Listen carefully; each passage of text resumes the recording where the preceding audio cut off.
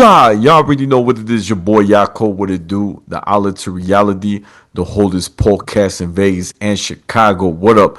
This is the place where you want to hide from your drama or maybe hide from your baby mama. Aha! Just kidding. Y si tú quieres cambiar tu vida, if you want to change your life, then subscribe. Cha-ching!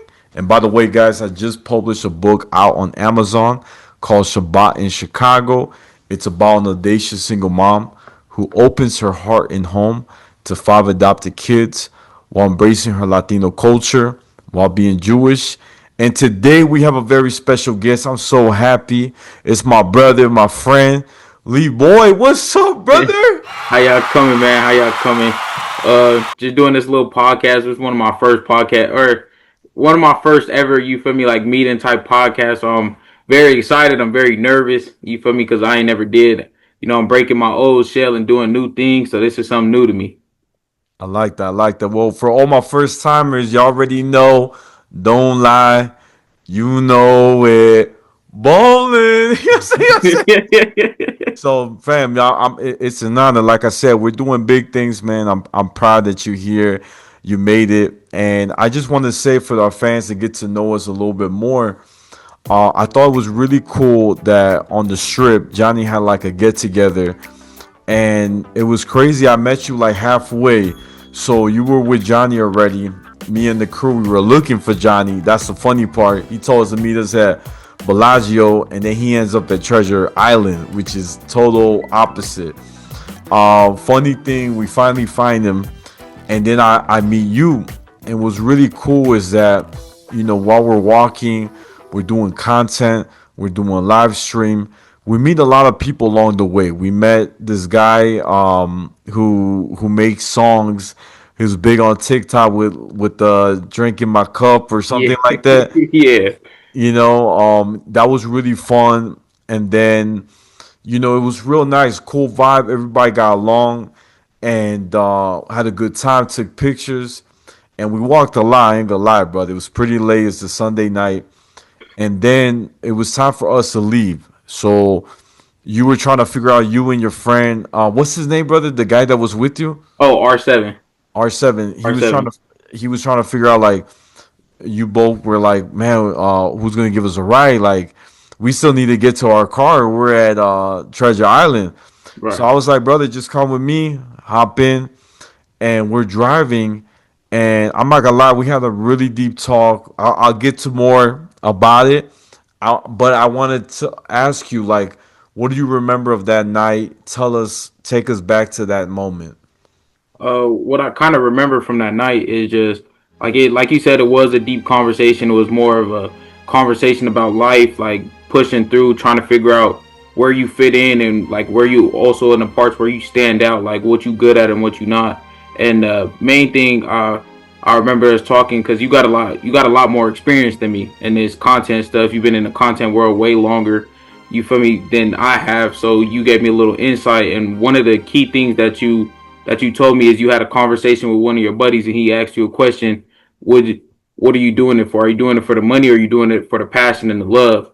And that really hit home because I'm not really doing this just for the I'm doing it for the financial security, but I'm also doing this because I want to help other people grow in a situation that I came from and give people a different insight and a different outlook on life. Like, hard times happen, but good times have last forever. You feel me? Like the hard times always gonna be there for the moment, but you always gonna push through that, and then the good times gonna start rolling in, and that's something that lasts forever. So we were basically talking about. I told you I just love doing it. I love making people laugh. Sometimes I would say in my line of business, you're gonna have a lot of people that get angry and don't like it and stuff like that. But if I could make 100 people laugh, I'd rather make 100 people laugh and make 10 people mad because you don't know what them 100 people went through. You feel me? They could be having a worse day, and I pull up being me, and then that's the biggest thing. Like doing this content stuff,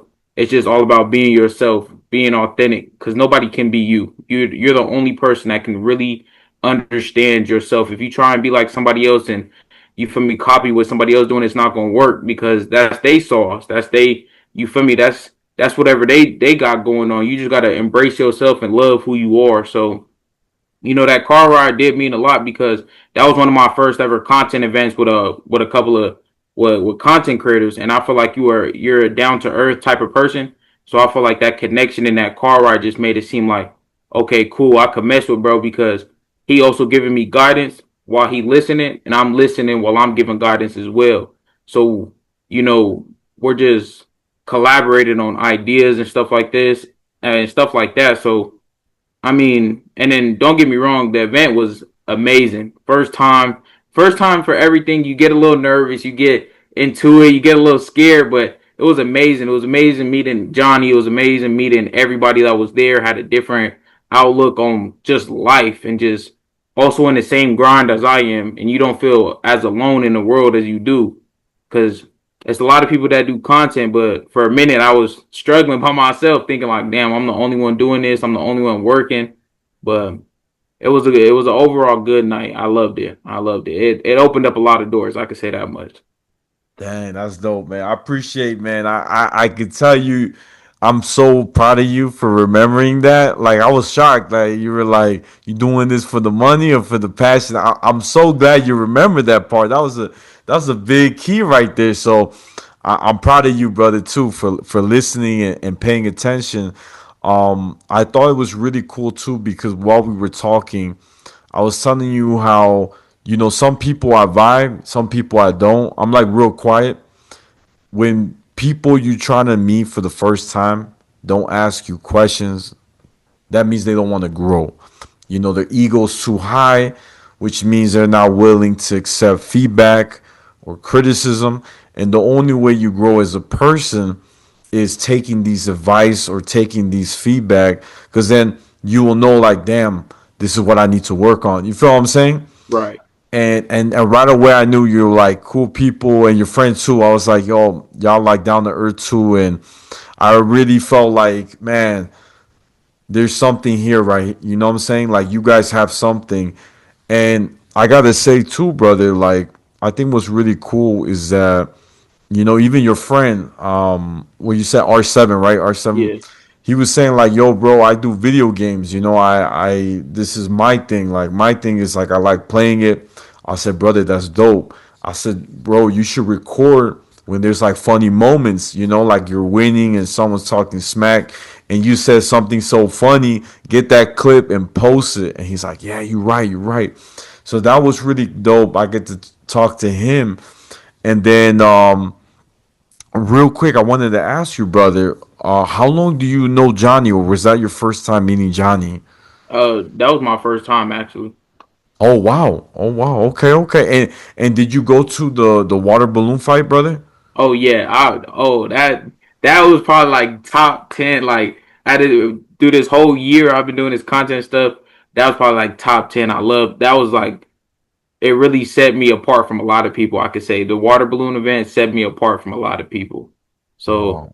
I feel like the water, like the first event, I went just to you feel me show my face, get my name a little bit known, just to everybody see who I am and stuff like that. And then, but I feel like when I went to the water balloon event, I was going for like a whole different. Like I just love to meet people. I love to see people win, and then it's a crazy thing to say, but I love to like in my line of work, I love to fail. So you feel me, like, because when you fail, you learn from it. That it's always a learning. It's always a learning lesson. It's always a learning curve. So you could bounce back from them. So when I was at the water balloon event, you feel me, I just wanted to meet as much people I could. I tapped in with a lot of people, a lot of young people just like me doing the same stuff, and I feel like we're getting together on a whole bunch of things, trying to figure out videos.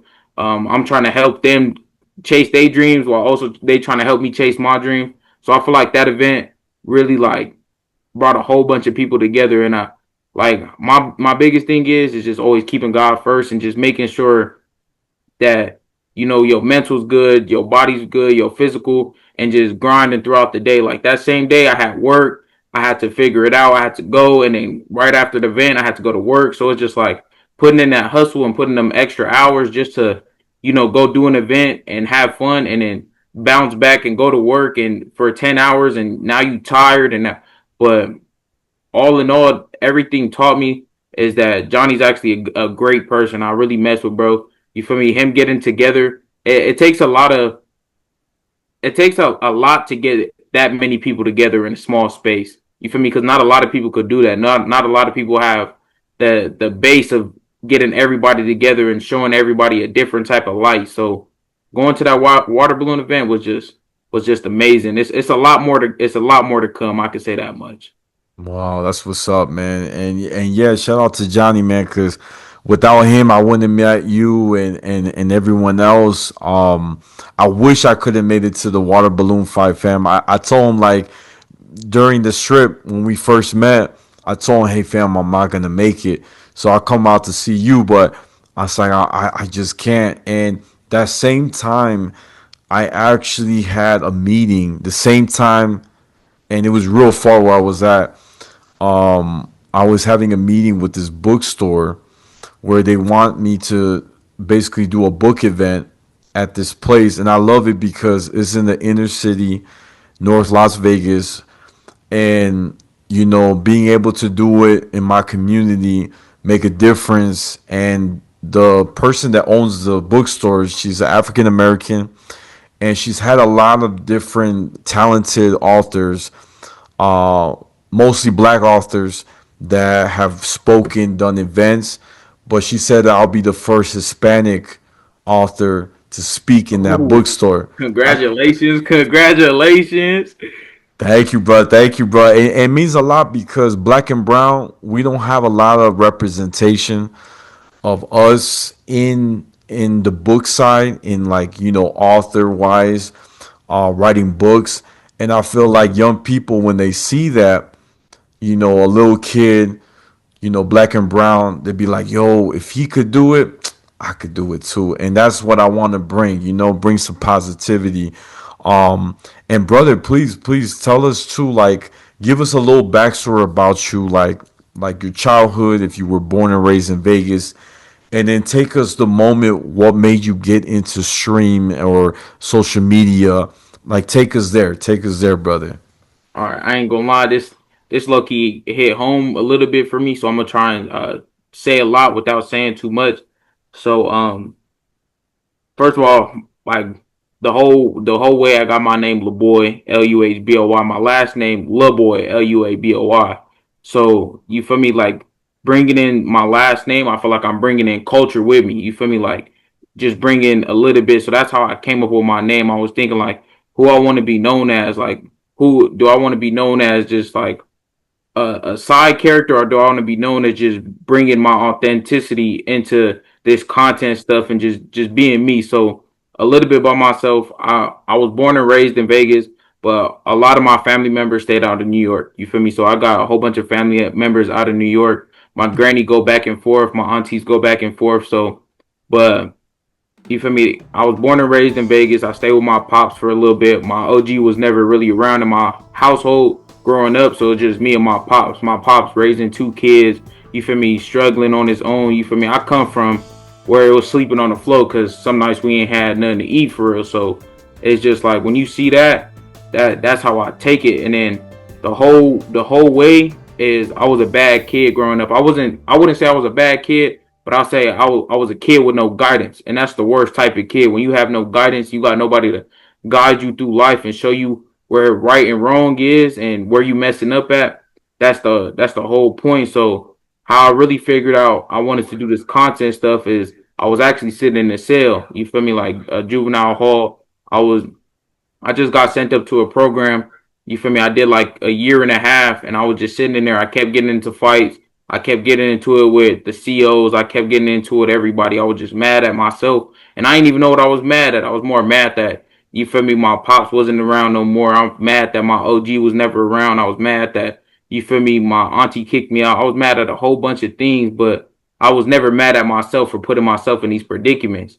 So my brother must have called me one day. I had a 15-minute phone call. My brother must have called me one day. He was just like, look, it was just like when you get out, it was like this content, this YouTube stuff really taking off. And it's about 3, 4 years ago. About 3 years ago, he calling me. I'm like, oh yeah, bro, you feel me? Like we could go do that YouTube stuff. That sound fire. That sound fire. And then so after just doing like a year and a half, I got out. You feel me? My first day I got out of jail. I'm sitting there thinking like, I go home, it's roaches on the floor. I go home, it's an air mattress. I go home, it's a whole bunch of I got no shoes on. I don't got no type of clothes or nothing. And I'm sitting there thinking, I'm like, damn, is this what my life gonna be like? You feel me? Like I ain't got nothing. I ain't got nothing to my name. I just got out. You feel me? My OG ain't got no money. My brother ain't got no money. So what I'm gonna do? So my mindset was I hop right back in the streets. I hop right back in the field. I start doing my thug again. And then I forgot all about the content stuff. I was just like, damn, I can't really focus on that right now because there's no food in my stomach. It's hard to focus on something when there's no food in your stomach. And that's the worst feeling. Like you want to be the best you can be, but at the end of the night you go home hungry and you can't help nobody in your circumstance. So I basically told myself the homies picked me up. Long story short, we did some dumb stuff.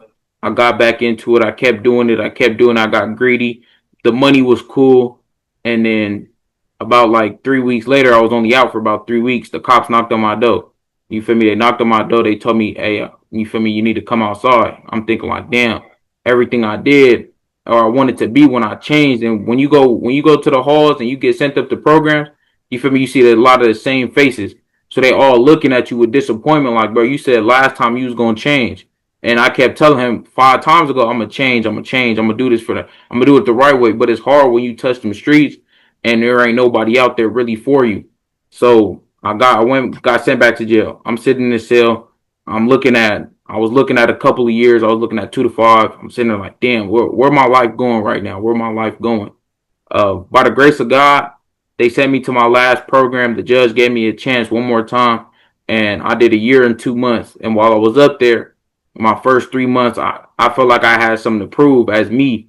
Like I always wanted to fight somebody. I always wanted to get into it with somebody. I didn't care if you was big. I didn't care if you was small. I didn't care about none of that. All I cared about was making sure I'm respected. But I was doing all these stuff in the wrong way. I wasn't really showing myself how I'm supposed to be showing myself. So I say about the last until my like last 6 months, I really started to lock in. So I got a little small little notebook. They did like a Bible event, and I went to the Bible event, and sitting in there, I ain't felt as close to God as I am right now. So I'm sitting there looking at the book, and it says, "Be all you can be," and I'm sitting there looking at the book like who I want to be, who I want to be known as. I don't want to be known as this kid that had a troubled past and used everything as an excuse. I wanted to be somebody that people could look up to and act right to and do all this. So I start writing a book every single day, video ideas, content ideas, uh like TikToks, Instagrams, thinking about when this gonna happen, when can I do this, when can I do that?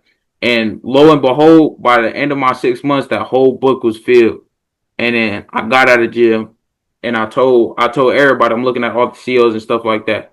I told Miss G, it was Miss G, uh everybody in there. I was just looking at everybody. I told them this is my last time coming through here. And they not believing me because I said that 10 times ago. So you feel me? They ain't gonna believe somebody that you you feel me? So I got out and at first I started doing videos off the phone. I had a lot of homies that was just appreciating it. We was going out doing it. I finally to see that it started working. I got my camera, I got everything, I got my mics, and then for a minute I slowed down. So a whole time I've been doing it for a year, but for about 6 months I slowed down because life when life hits you hard. So that's one of the biggest things. Life hits you hard. So I got into it for the last 3 months. I've been consistent, dropping videos, dropping reels, taking your advice, just trying to post every single day, doing all this, that, and the third. But my brother really put me on the spotlight because he the one that put this thought in my head. It was supposed to be me and him, but we having our little differences. So he chasing his dreams and his passion, but he done sprouted the seed in me that I just want to take off with. You feel me? I want to be the best I can be. I just want to be different. I don't want to be like everybody else. Wow, that's man, bro. I'm gonna be honest with you. Your story, wow, is powerful because when I first met you, I'm not gonna lie, fam. You look like a good kid. I ain't gonna lie. I'm thinking like, yo, this homie's like, I can't see you angry. You seem like real chill. And just meeting you and just hearing this, I'm like, yo, this is my brother right here. Like, is this real or am I getting pranked? But it's amazing to see how you went through so much, fam, and you got out of that. And it's a beautiful thing. I want to share a story with you if I can, because this you made me think about this. So, did you ever heard the story of Joseph in the Bible? No, I don't think so. So, it's one of my favorite stories. It kind of relates to what you're sharing with me. So, Joseph, he basically had like about 11 brothers, 10 or 12 brothers, and while his brothers go in the field to work, like they work in the field, his father, him being the youngest, took him kind of like under his wing, and he started teaching him like hieroglyphics, how to read and write, how to read the scripture, learning Hebrew and all that. And his brothers got jealous because they're like, "Yo, we working our butt in the field, and we're sweating, we're grinding, and he's just learning." You Right. know? So there was a big animosity. They started growing, and Joseph used to have dreams, and he would tell his whole family, yo, I just had a nightmare. I just had a dream. And the brothers be like, what was the dream about? He's like, well, I had a dream where all of y'all were like stars, and you guys all, or haze, and you guys all bowed down to me, and my mom and my dad, they also bowed down. They were like the sun and the moon or whatever. And so the brothers got jealous. They're like, oh, you supposed to rule over us? Yo, shouldn't it be the older brother because he's the oldest? So there was so much tension, brother. And so Joseph, crazy thing, their brothers plot a very evil plan where they sold their brother to slavery. Okay, Mm. they got rid of him, lied to their father that he got eaten by the wolf, and he goes to slavery, and he works for this like kind of like this big leader, Potier, I think that's how you name, how you say it, and it was a nice palace, and his wife was had a crush on Joseph. So apparently Joseph was the finest man in the block. She was going crazy. She was trying to, get his attention. She even tried to sleep with him. And Joseph's like, nah, I can't. You're my master. You're my master's wife. I respect you both. You gave me a place to stay. And when he tried to leave her, his outfit got ripped, and she made a lie that, yo, Joseph tried to sleep with me, you know? And the husband, of course, is going to believe the wife and puts Joseph to jail for 15 years, brother. Mm. So he's in jail for a crime he didn't even do. And imagine a lot of things going to his head. He never got to see his father. He's like, how can my brother sold me out? You know what I'm saying? Right. And eventually, he gets out of prison. Okay, he helps the king to understand his dream, which allow him to become second in command of Egypt. He helps Egypt from becoming in famine, and saves the people. And he meets his brothers, and he does kind of like a little payback. He he kind of punished them. So he's like, hey guys, basically, bring your other brother, and I'll bring a big feast. And if you don't, your other brother's gonna go in jail. So one of the brothers he locked up. So they brought the youngest brother, Benjamin, and they let the other brother go, Joseph. And they have a big feast. They're having good time. They're dancing. You got food. And the crazy thing, Joseph plotted an idea. He told one of the guards, "Hey, put my gold cup in the basket of Benjamin when they leave." So they all get like a sack of food, okay? And they're Mm. leaving to go back to Canaan. And they're leaving, and all the horses chases them, and the soldiers like, "Hey, someone stole Joseph's gold cup." And they open every sack, okay? And the sack, of course, was in Benjamin's cup. So they lock up Benjamin. And all the brothers said, yo, please don't take him. And, we're going to lock him up, Benjamin. And all the brothers, all the 12, or the 10, my bad. They're like, please, please don't take him. Our father already lost another son. He cannot handle the pain to lose another one. Take me instead. And Joseph, hearing this, he's like, yo, I can't believe they're trying to save their own brother, but they Mhm. can't save me, Right. you know? So then Joseph, they all bowed down like a circle, kind of like his dream, exactly like his dream. They said, sir, sir, whatever, your majesty. And Joseph's like, you know what? I think it's time to tell them the truth. He's like, brothers, I'm your brother Joseph. And they all, like, it was a moment, a bonding moment. They all cried, hugged it out. And that's how you know at that moment Joseph forgave his brothers. So it made me think of your story because, you were in and out, right? In the juvenile, right? Mm. And you know there was a lot of things going through your head, but you got out and you became now a different person. Now you have a purpose. Now you're ready to strive to the top. You're ready. This content is your thing, is your key. So that's why I wanted to share that story because in times when we feel like we're in our lowest point, where we feel like we have no one to guide us, to be there for us, God is always there waiting for us to take his arm. You know, he never asks, but he's waiting for us and he's always there. He's like, man, when you're ready, let me know. I'm gonna help you out. And that's how I see it, brother. So I feel like be honest, you're like Joseph. You're gonna be a ruler. You're gonna be an influencer. You're gonna be a leader. That's what I see your future, brother. I didn't know how to break the news, but that's what I saw. And I heard the story a little bit like before you I've heard the story like once or twice, but I have never like you went into full detail of it.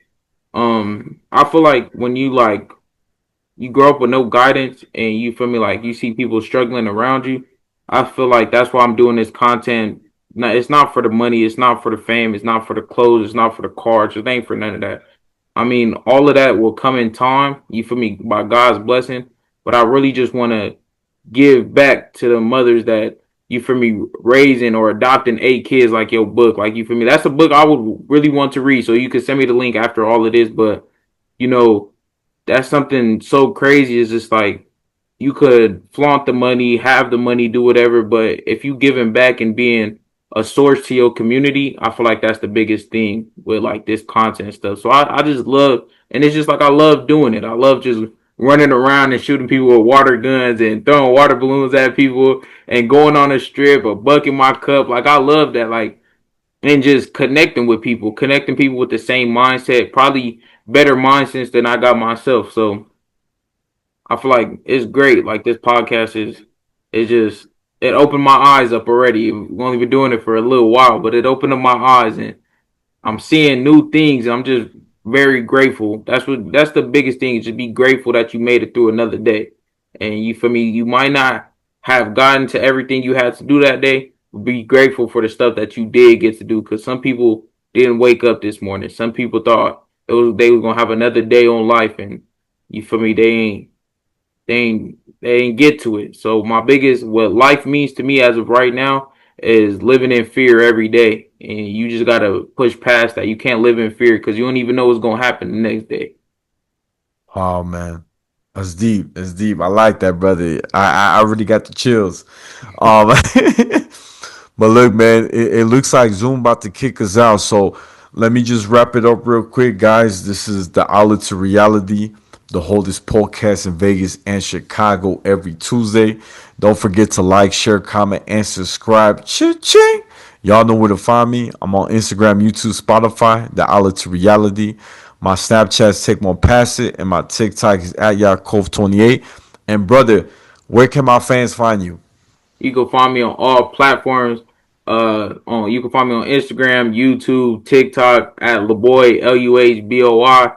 You feel me? Y'all gonna be hearing my name ring bells in just a little while. I just gotta keep going, gotta keep grinding just a little bit more. But in a couple of months, I'm gonna be, you feel me? I'm not gonna be the best, but I'm gonna be working at it. So you feel me? Thank you for this podcast. I really do appreciate you, my boy.